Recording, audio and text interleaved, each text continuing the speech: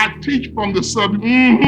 God is the one. God is the one. So let me be clear, because you've heard the phrase the one. You've heard that phrase the one. And when you hear that phrase the one, it talks about somebody that's different. It talks about somebody that's special, the one. You know, you hear the phrase the chosen one. That's what they call LeBron James, the chosen one, because he was such a talent, the chosen one. And then when you meet that special person, when you meet him, now you're alive, but you meet him and you say, I know that's the one.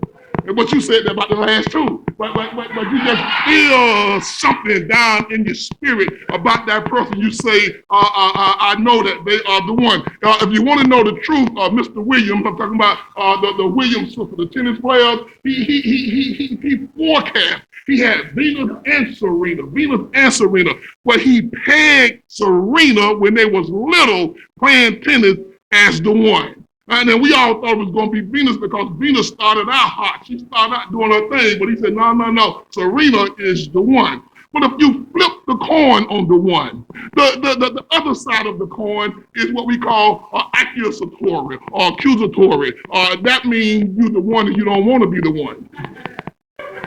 You're being accused now. You know, when somebody pick you out the police lineup and say, that's the one. Or the fingerprints come back and say, that's the one. Give me Bible, Pastor. Can you show me that in the Bible? You remember when David went into Bathsheba, another man's wife, and God sent Nathan to him. Now Nathan told him the story about what he had done. And then David said, who is that man? We need to find that man. He said, thou art the man. But what he was saying is, thou art the one. So sometimes you be the one and you don't want to be the one, especially when she come with a big belly and her dad is with her with a shotgun, and she picks you out the crowd and she say, Daddy, that's the one. But when you start talking about the real one, God is the one. You've never seen nobody like God. Paul is articulating, this is the one. In heaven and earth, there's nobody like God. And God is the only one that can come through the curtains of time and says, I am God, and besides me, there is no other. We can't even say that about life, that there is no other, because it seems like everything we get, somebody else got it. You remember when you got that maroon deuce and a quarter. I'm just projecting on you. The maroon deuce and a quarter, for all you young crowd, the deuce and a quarter, that's a car. But you got the maroon deuce and a quarter, and when you drove it off the used car lot, they told you when nobody else had a deuce and a quarter like that, as soon as you start driving, see, like every other car on the road was a maroon deuce and a quarter. And let me talk to the ladies, because you spent all day looking for that outfit, because y'all going out tonight. You spent all day looking for that outfit. Now it's Thursday and you're going out Saturday and you buy the outfit. It seemed like when you go out, at least two other ladies got the same outfit on, and you thought you was going to be in the club and you would be the one. But ain't nobody else like God. Ain't nobody else like God. And and that's what I wanna articulate to you, that there is no one like God. And this is what Paul was trying to tell us. He is the one, and he's not the chosen one. Don't make the mistake he's the chosen one, because ain't nobody chose God. If any chosen was doing, he chose us. Now, I don't know why he chose us, brother. I can't tell you, because if I was God, ain't no way I would have chose me. Because I have nothing to offer him. I have nothing to offer him, but he is not the chosen one. He do the chosen. He is not the lonely one. And then, sometimes you could be in a crowd of people and still feel lonely. But God is not the lonely one. God was satisfied in himself before he made anything. He wasn't the lonely one. And he is not the unstable one. You met some people that they unstable, but not God. God says, I'm God and I change not. I'm the same yesterday, and I'm glad I don't serve a sometime to God. Would it be bad to serve a sometime to God when you work around sometime to people? And somebody can say, I'm married to a sometime to spouse. Sometimes you say, I said I do, but I didn't know I was saying I do to bipolarism. But God is not bipolar, and God is not a schizophrenic. God is just the same yesterday, today, and forever. So I want to work from two premises to prove to you that God is the one. Just two premises. And the first premise I want to tell you, because this is what Paul is saying, that he's the one that owes none. He owes none. But he's also the one that, listen to this here, that owns all. He owns all. When I say he owes no one, nobody can claim that God owes. Look what verse 35 says. Or who hath first given to him, and it shall be recompensed unto him again, or paid to him again. God is not in debt to no man.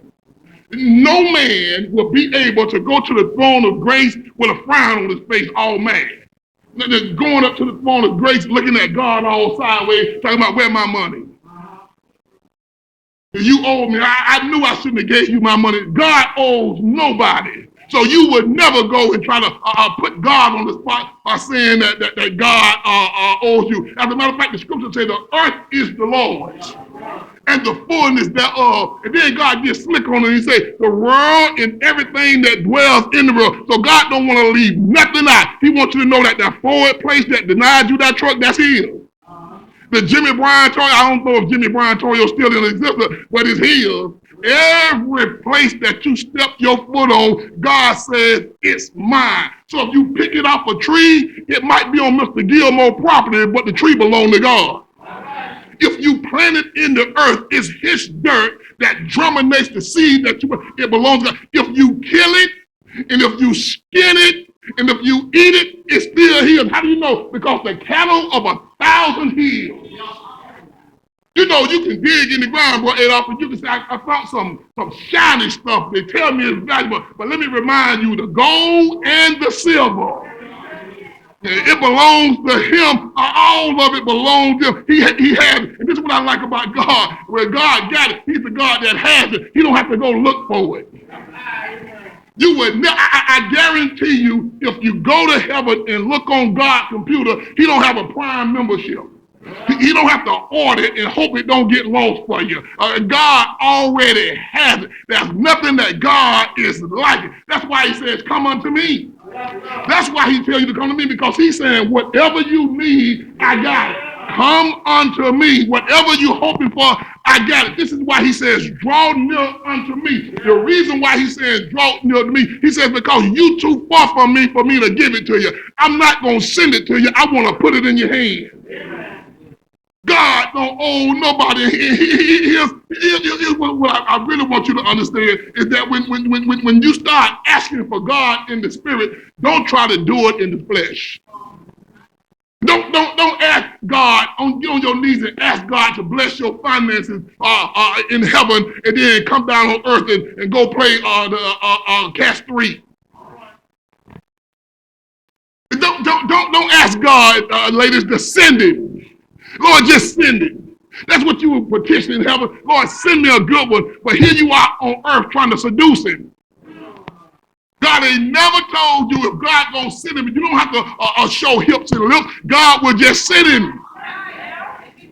How are you going to go to heaven and ask God in heaven, in the spirit, asking God to free you from the bondage of that sin, but you on earth making provision for the same sin that you want to be free from? If you listen, he has it, but you can't go and ask God for one thing from heaven and then do something on earth. God has it. And here's what you need to do. He owes no man, and the reason why he owes no man is because he gave it to us first. That's why you don't owe. Look what the verse says. It says, oh, who has given to God? Well, wait a minute, Pastor. Didn't I give God service? Didn't I give him service? The Bible that I told the Sunday school this morning, your righteousness is as filthy rags. And if you are serving God, I want the church to hear me this morning. If you are serving, I'm talking about the preacher too. If you are serving God, he the one put you in service. He the one gave you the mind and gave you the strength and gave you the talent to put this thing to work. It's God that's responsible. You serving at his pleasure. He's not serving at yours. I can't understand why we in love with something that hate us. But we won't love him that loves us. Why we in love with something that's destroying us? It makes no sense. It makes no human sense. But this is where we at. And God says, I gave it to you first. And if you serving me, it's because I gave you the ability to serve me first. Okay, for the sake of argument. Okay, for the sake of argument, let's just say you gave it to God. But we still got a problem, Pete. We got a problem because what is it that you gave him on earth that wasn't already here? How you gonna come into my house and give me my stuff? I'm talking about just for the sake of argument. If you're gonna give him something, what can you give him and he'd be surprised? What do you give a God that got everything? Okay, for the sake of argument, let's say he said, okay, you can buy some favor. Do you have enough funds to pay for that which is priceless? How do you ring up prices on the cash register? What does priceless look like? Is your credit good enough to go to the credit union and borrow enough funds to pay God for his favor? To pay him for his grace and his mercy. Where do you start? He ain't gonna let you make no payments. You know, we black folk, we'll put God's favor on layaway. The Bible says he who has given to God first. God gave it to us first. How we gonna go to God? How we gonna go to God and complain when he gave it to us first? God says, I owe no man. And that's where I want to work a little bit from. God does not recompense men, Carol. He don't do that. Now, Pastor, look what he says. Who has first given to him, and it shall be recompensed to him again. Now listen at me, because I want you to really understand this. And I've taught you this, and I hope you got this. Money.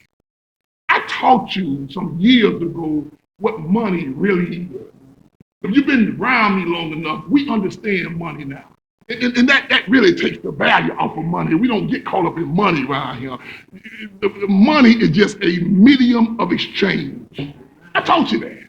And when we use money, we exchange money for two things. We exchange money for that which we need and that which we want. Are you with me? Stay with me because I'm teaching. So we exchange it, this thing we call money. We exchange it for what we need and what we want. So when we pay somebody, we pay for what we need or what we want. I'm teaching. So if God comes to us, we can walk up and pay us. That means we got something he need or he won't. Because that's the only time you use money in the earth realm. When you want to pay for something you need. Now, God gonna come down and start acting like a human and start paying. The creator gonna start paying the creation. Then the creation got something he need or he won't. I'm teaching. The question you gotta have not be, does God really need? God need? Well, in order to show you that God don't need, let me define for the church what we mean when we say need. Need is that which is necessary or essential for your well-being or your very existence. You need water. You need food. You need shelter. You need clothing for your well-being or for your very existence. If it's not for your well-being, necessary for your well-being or for your very existence, it's not a need. But if it's a need, you gotta have it for your well-being or your very existence. Watch this. What is that which God needs for his well-being? What does that God need for his very existence? Give me the Bible. Give me the Bible. Here it is, B. The Bible said that God was before all things. So if God was before all things, that means he don't need things to exist. See, you wasn't before all things.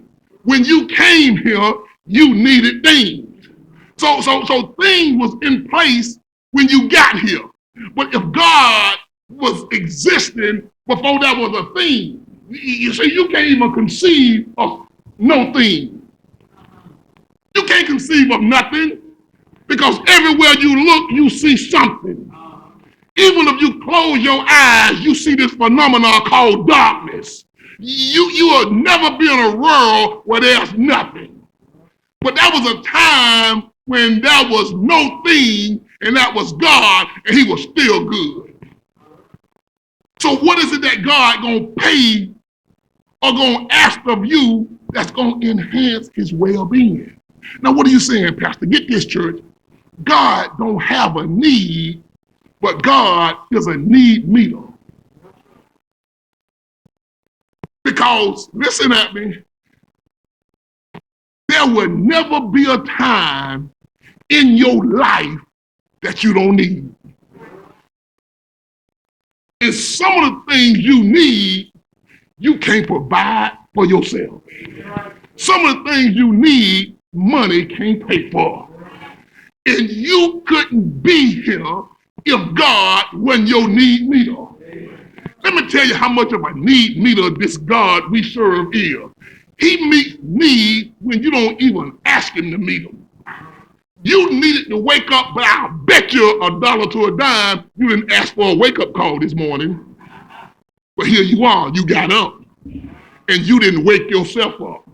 You didn't keep your heart beating all last night. You didn't keep your pancreas working all last night. The cortisone and the adrenaline that was coursing through your veins settled down so you can get a good night rest. And then at the appointed time, God woke you up.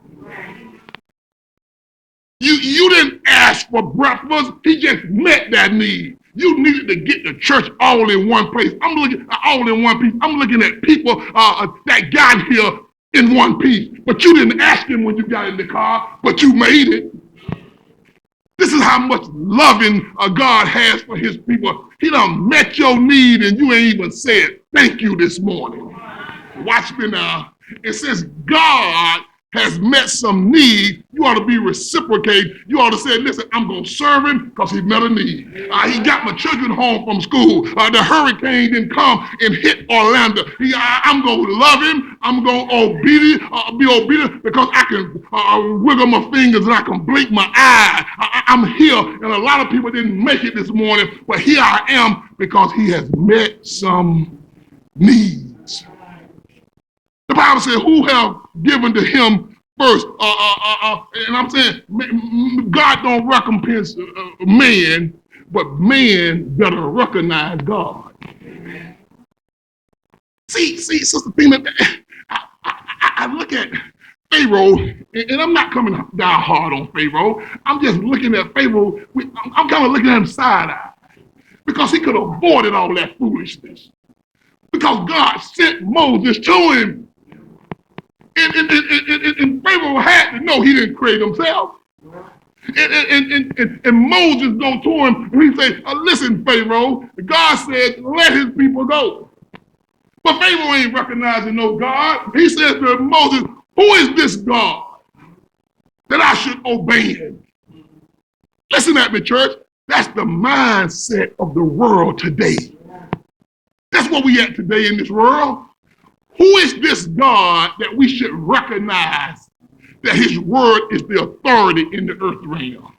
Who is this God that we should recognize Sunday as the Lord's Day? This ain't the Lord's Day no more. This is the NFL day. This ain't the Lord's Day no more. This is a beach day. This is an option. I'll serve if it don't get in my way. I'll come to church if it's don't cramp my style. Who recognizes God? Even people in the church don't recognize God no more unless it meets their schedule. Now, I don't know if you ever thought about this deep, but man, especially right here in America, and I'm saying it, and I ain't got to hide it, America's a wicked country. A nasty country, a divided country. I live here, but I can recognize wickedness when you can't dumb me down. Let me tell you how wicked America is. America won't recognize God for who he is, but will recognize a man for who he ain't. I'm teaching now. Hold me now. Let me explain what I meant by that, D. When I say I recognize a man for who he ain't. Man can put on a wig, put some lipstick on him, give him a few hormonal pills, and we don't recognize him as a man no more. We recognize him now as a woman. And I'm confused. I've been knowing women all my life. I got 4 sisters and a mama and grandmamas and aunties. I know a woman when I don't play with me. I know a woman when I see a woman. I'm looking at women. Show me a woman with a prostate gland. You might get dressed up in a dress, but I bet you better have your prostate checked. Show me a woman that bends at the waist instead of at the hips. Show me a woman, any woman, show me a woman with XY chromosomes.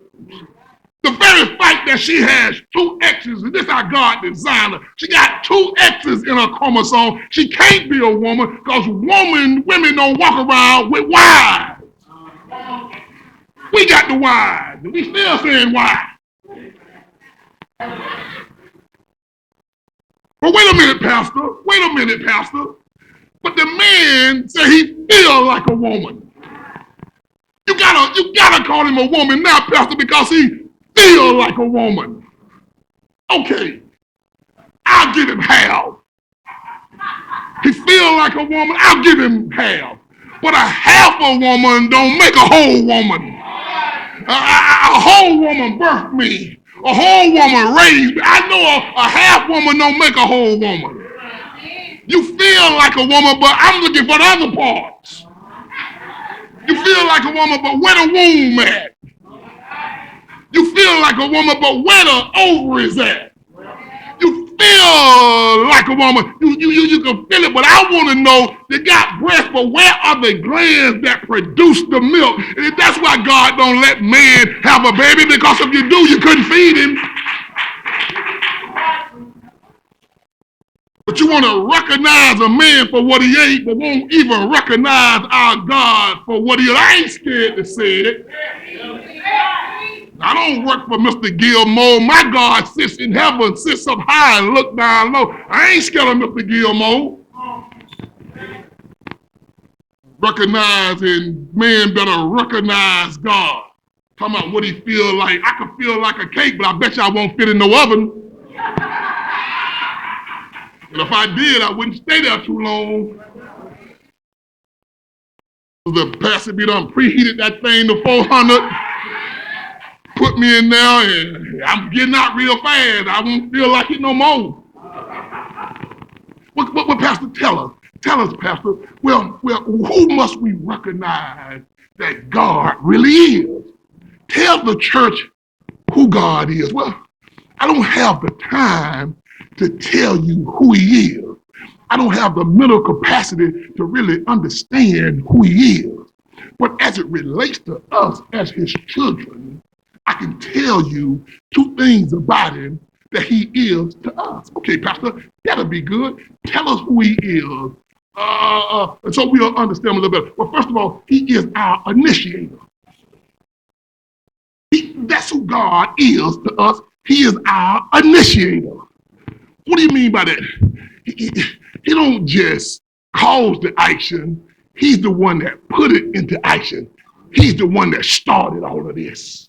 And when it comes to his children, he initiates, he starts it. See, he's the one that started or initiated the meeting between David and Samuel. Israel don't become Israel if God don't initiate the meeting.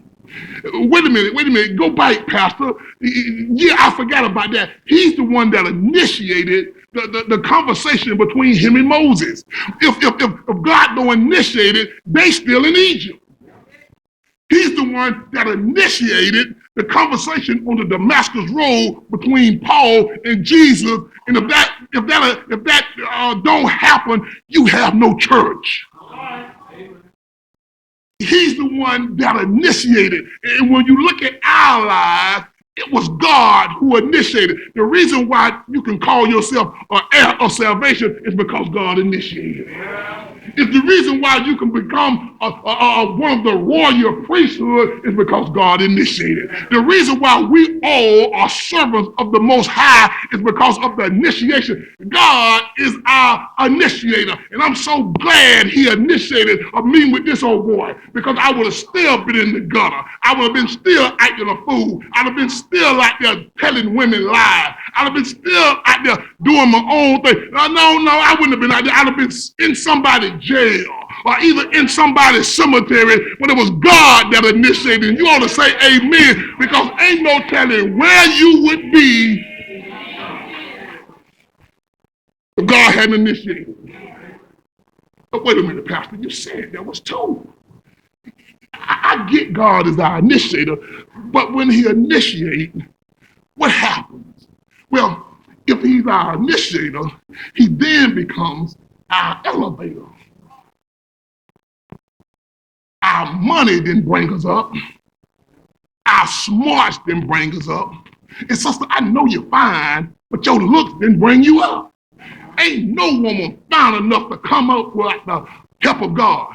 What tell the church, if my looks didn't lift me up, if my money didn't lift me up, if my intelligence didn't lift me up, how did I get lifted up? As the songwriter told you, it was love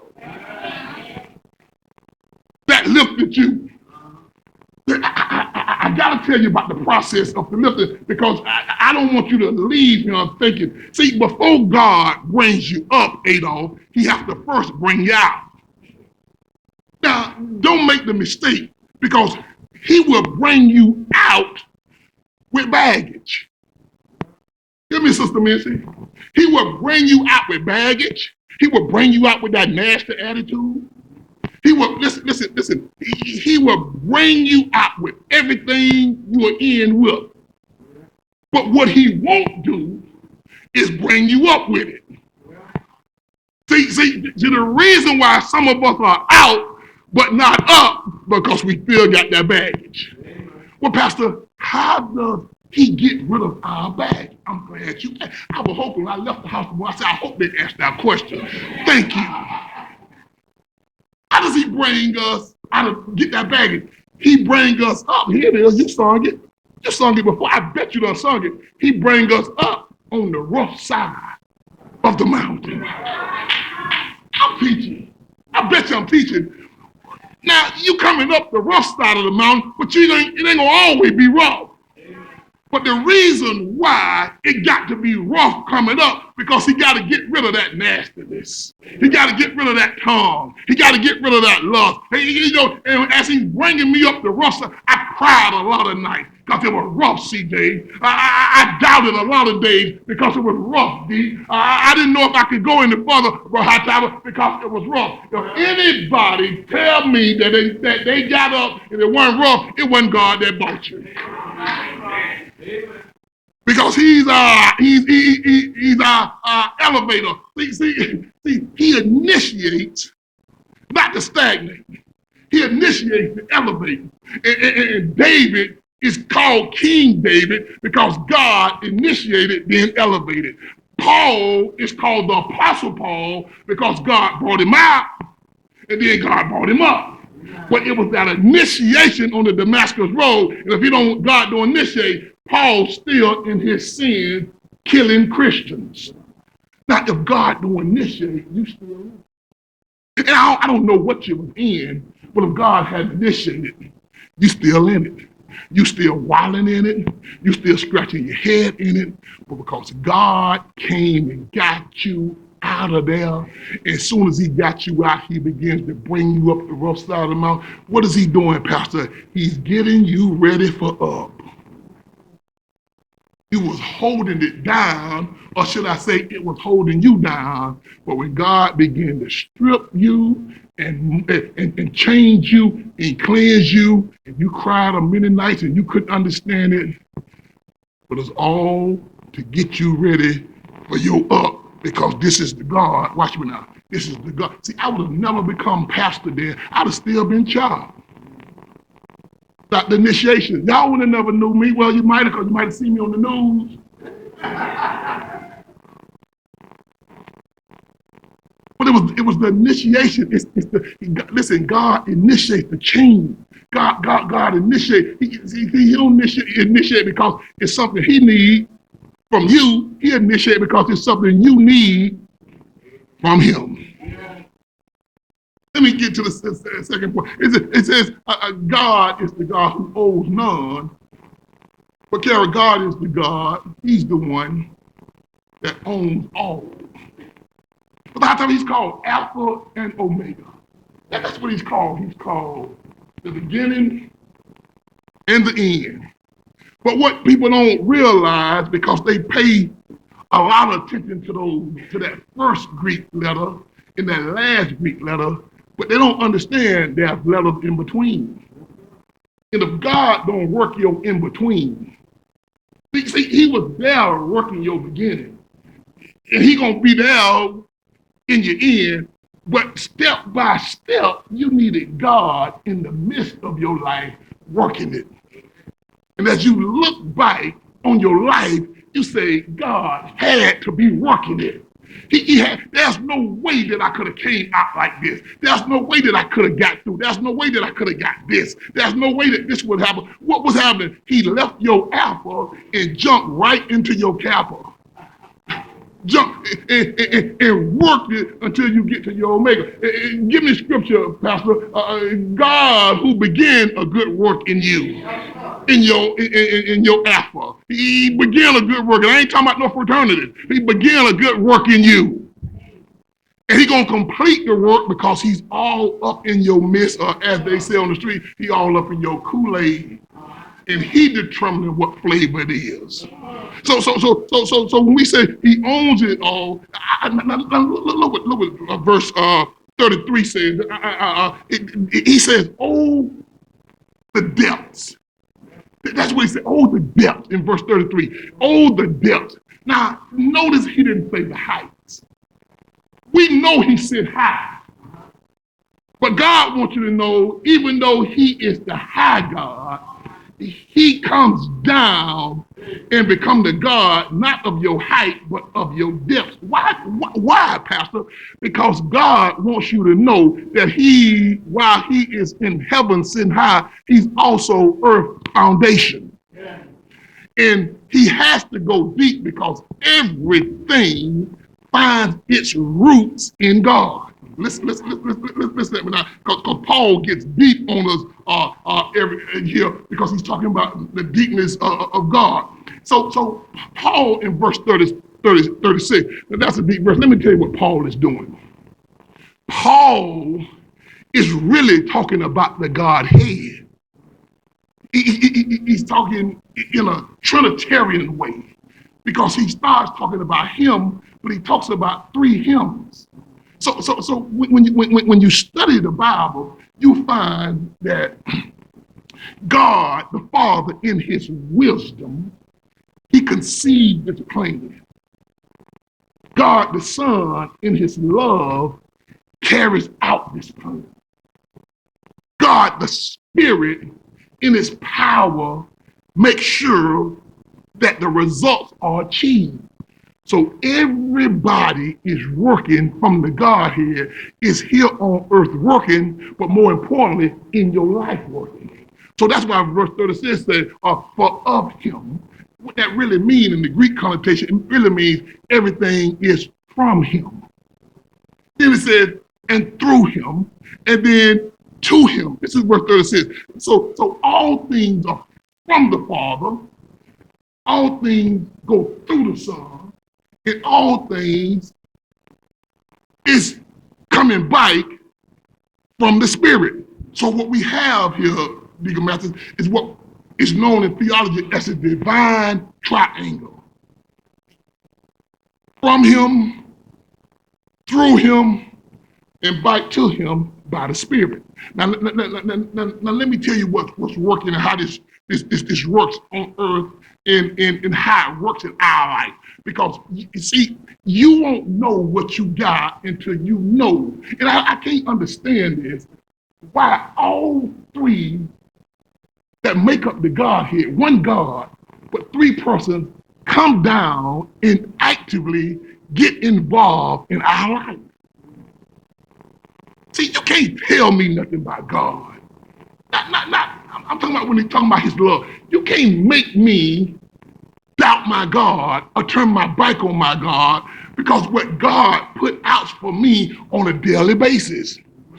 This is love that's inconceivable. This is the God that while you slept and stumbled, sent angels that sit on your bed all night and just watch over you.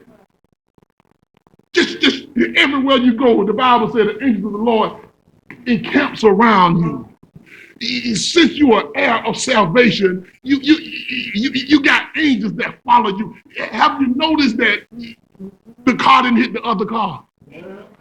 Have you noticed that you came out when you weren't supposed to come out? Have you noticed that it didn't kill you like it killed other people? Have you noticed that? Have you noticed that? You here with it, you live it, something special about you. Let me tell you what's special about you. You got the Godhead on your side. You got the Godhead over your head. You can't make me stop. Nobody ain't gotta ask me to come to church. Nobody gotta ask me to pray. Nobody gotta ask me to try to live on. I know what I got in my God. You can't make me become a liar. I've been a liar before. It don't work. You can't make me start being a fornicator again. I've been there. It don't work. You can't make me go out on God. You can't make me diss God. You can't make me disrespect God. I know what I got. And as soon as you figure out what you got, you'll stop doing what you do. You understand? My money ain't my money. I'm just a steward over these few dollars. What is money to God? God got money that's been, more money that's been lost than you got in the banks. God says if I was hungry, I wouldn't even ask the creation. So let me tell you what's happening. Y'all done got me to preaching up here, and I ain't even trying to preach. I'm trying to teach. I'm almost done. Let me just tell you what happened. Here's what happened, Carol. First, you got the Father that passes it down. That's what he do. You know, Sister Patsy, people say this about your parents. They'll say, you know, you got some of your mama ways, or you got some of your daddy ways. Some things mama just passed down to you. I got a sister in Bato, and I got 4 sisters, but only one of them can make pies like mama. Dressing like mama. Well, but mama just passed that down. My daddy just passed certain things down. My daddy stayed on the same job for 35 years. He didn't just jump from job to job. Well, that's what I got from my dad. They said, how did you do 28 years? I just got up and went to work every morning. Then one day they called me and say, you can retire now. And I said, well, Jesus, it look like I just started. Just every day. Just got up and went to work. When the alarm get off, I didn't ask no questions. Now, I figure if I can go and work for Mr. Gilmore, I can certainly come to church one day a week and serve God. And see, when the Creator just passed some things down to his creation. The morals that we have, the right and wrong, the Father just passed that down. The love for your fellow man, God just passed that down. God said, by this, Brother Walker, all men shall know that you are my disciples. Why? Because you got what I passed down. You love one another. See, if you ought to want to look like your father, you ought to want to have some things. See, you can't tell me God passed some things down to you and you nasty.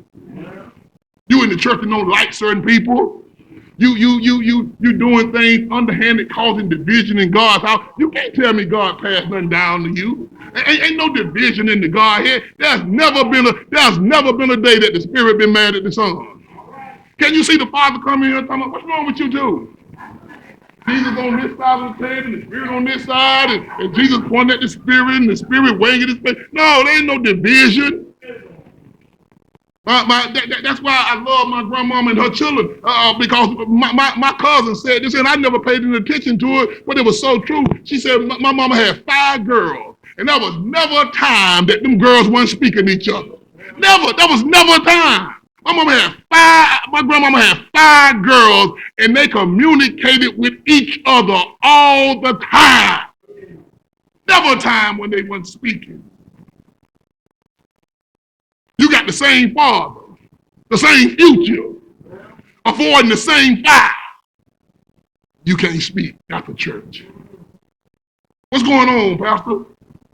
Somebody passed it down to you, but it wasn't God. It wasn't the Father that passed that nastiness down. It wasn't the Father that passed that division down. God says that anything that originates in me is good. See, let me tell you something. I got to move on. Listen at this, church. God, this is how you know you're blessed. Everything finds its origination in, if you listen and say, man, you need to hear this. Everything finds its origination, thank you, Holy Ghost, finds its origination in God. We call that in theology the cosmological argument for the existence of God. Everything that began had a cause. Y'all understand that? Everything that began, something caused it. You say, oh, I got you, Pastor. So that means that something caused God. Oh, don't be silly. I said everything that had a beginning. God never began to be. God just is. He had no beginning and he has no end. So because he never began, nothing caused God. But everything that began, God caused it. Now let me tell you how that works in your life. Now this is your blessing. There's nothing that happens in your life that God don't cause or allow it to be caused, because by allowing it to be caused, it's going to work for your good. So nothing comes into your life without God causing it, directly or indirectly. It's God that stands on the balcony of heaven and says yes or no. It's what we call the authority of God. Listen, the disease can't take you out unless it gets permission from the authority. The devil, no. See, that's why the devil had to go to God and ask for permission to break into the hedge of Job. And he really didn't ask for permission to break in the hedge, because he asked for God to remove the hedge. Because everything that happens in your life, see, this is why I love my God. Can't nothing touch me unless God authorizes it to touch me. I am not leaving this earth until God authorizes it. See. So it's not that the church ought to be afraid of the world. The world ought to be afraid of the church. Because it's God. We have this authority in our corner. See, give me a Bible, Pastor. Everything, when God gave Joseph into the hands of his brother, they was able to do to Joseph only what was authorized. Let me prove it to you, D. The brothers wanted to kill him. But they couldn't kill him. They was only authorized to sell him. And they were selling him to his destiny. When he went in Potiphar's house, he was accused of attempted rape. If you look at Egyptian law, that Potiphar was a nobleman, and to attempt rape on his wife called for the death penalty. But he wasn't authorized to kill him, because this boy was there on assignment. He was only authorized to put him in prison. And all prison did was put him one step closer to his destiny. Now, what am I saying to you? It might be in your life, but it can only do in your life what is authorized to do. God, the Father, has to pass down authorization before you can do anything to Pastor Faison. And if you're able to do it, it's not going to work for my demise, surprise. It's going to work for my good. So it's the Father that passes it down. Watch this. But it's the Son, God the Son, that passes it around. Watch Jesus now. The Son gonna pass it on. All things through him. Look what John 1:17 says. It said, for the law was given by Moses, but grace and truth, look what it says now, came or were passed on by Jesus Christ. I've come that you might have life, and I'm going to pass it on. I'm going to pass this grace on. I'm going to pass this mercy on. I'm going to pass this wisdom on. I'm going to pass this truth on. See, we don't understand it, but we ought to understand because we're here because somebody passed it on. I don't understand that, Pastor. It was Daddy that passed it on to Mama. Millions and millions and millions and millions and millions of sperm cells go up the fallopian tube, but only you made it. You be all, see, nobody can never call you slow. You said, no, Noah Lyles might have won the 200, but I won the race to my mama's egg. I beat 5 million sperm cells. I'm out front looking back at them, going to mama's egg. I won. You couldn't be here this morning if you didn't win. So you in, watch this now, you in all this fluid. You in all this fluid. Can't breathe because you ain't got gills. But how is that baby still alive in all that water? That woman water break, that's the water that child was in month after month, it ain't drowned yet. How, Pastor? Because mama was passing on oxygenated blood through that tube that connects to the placenta. You know, that tube that goes into what we call a navel now. That all that oxygenated blood was going. So the baby, so we breathe for oxygen, but the baby don't have to breathe because mama is feeding oxygen through her blood. Mama was so good to the baby. Every time mama eat, the baby eat. So you were eating Big Mike and that chicken sandwich from Popeyes before you even got here.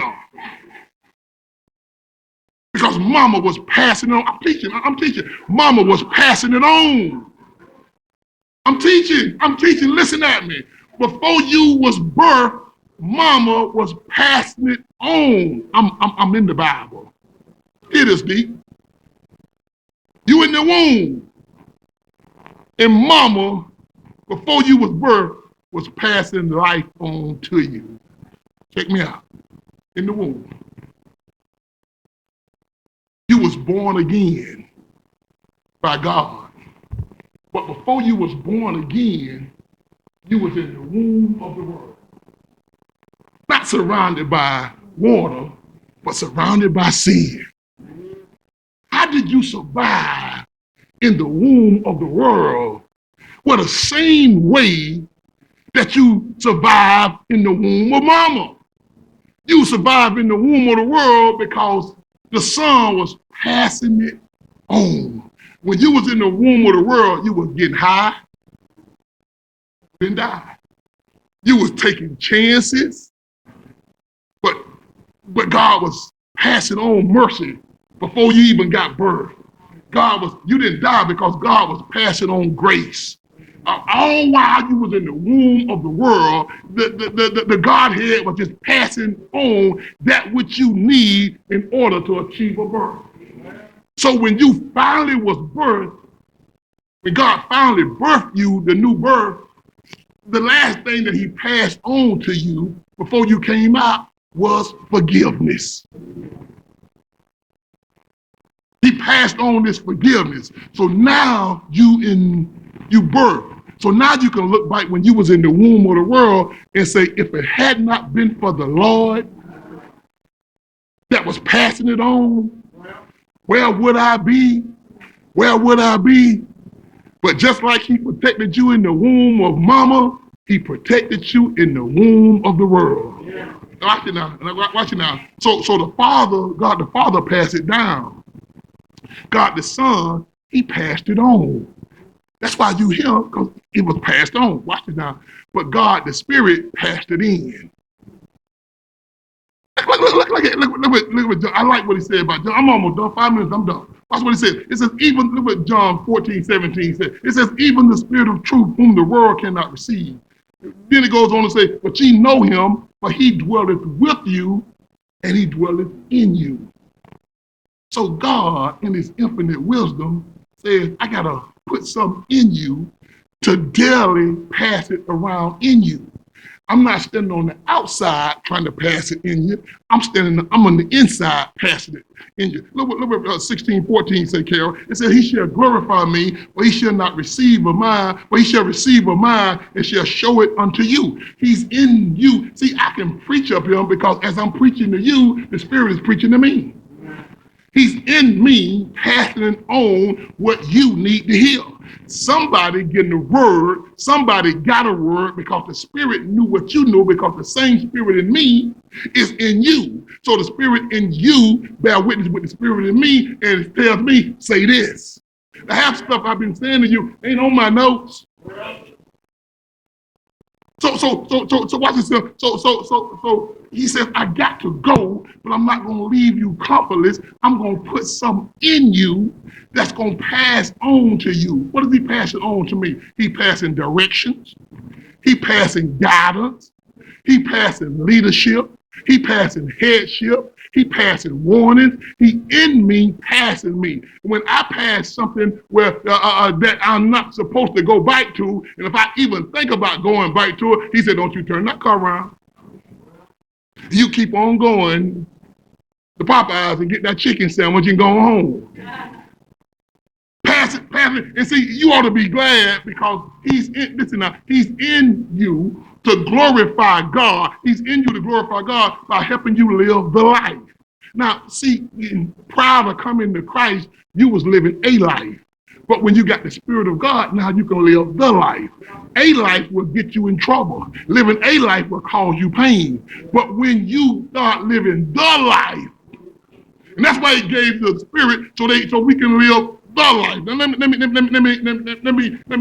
me close because the Bible said we are to glorify God. So that means, Deacon Matthews, that we are to live a life that show his praises, that manifests his personhood, that promotes his honor. That's how we're going to live. We're going to glorify God with our life because we have this Spirit inside of us. So when God confer favor on us, we're going to confer thanks on him. When God bestow fortune and prosperity on us, we're not going to take it to ourselves. We're going to bestow prosperity on others because God did it for us. So this is how we honor him, by looking out for his children like he's looking out for us. Now watch this. As I close, I want you to see this hymn. He says, to him, put verse 36 back up there, Carol. It says, look what it says. It says, all things. All things. So he said, all things are to him, to whom be the glory. So this is what he's saying. To all things, you should glorify God in all things and not the things. So when you paying attention to detail about your car, about your clothes, about your house, and I ain't got no problem with you taking care of that which God has given you, but you don't give them more attention than you give God, because when you go in the hospital, your car ain't coming to see you. You're going to be on a gown with the bike out and not in them clothes.